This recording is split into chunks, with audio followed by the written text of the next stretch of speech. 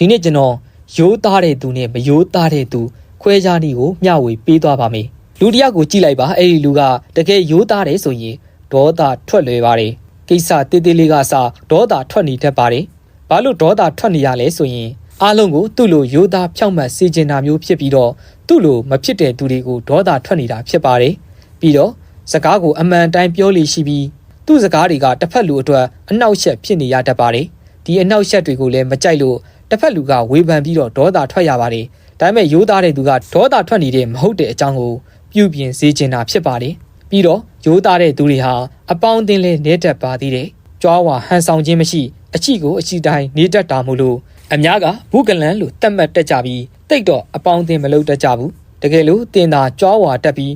စကားကိုတစ်ဖက်လူအကြိုက်လိုက်အောင်ပြောနိုင်မယ်ဆိုရင်မိတ်ဆွေတငယ်ချင်းအတူအယောင်တွေဟာပေါ်များလာမှာဖြစ်ပါတယ်ဒါကြောင့်မို့ခမည်းသာဟန်မဆောင်အရှိတိုင်းသာနေမယ်ဆိုရင်တင်အနာမှာကိုယ့်လူရင်းတွေသာရှိနေပြီးတော့သူတို့ကတစ္ဆာရှိပေးနေမှာဖြစ်ပါတယ်ရိုးသားဖြောင့်မတ်တဲ့သူမှာမိတ်ဆွေတယောက်တည်းရှိခဲ့မယ်ဆိုရင်သူကတစ္ဆာရှိတဲ့မိတ်ဆွေပဲဖြစ်ပါလိမ့်မယ်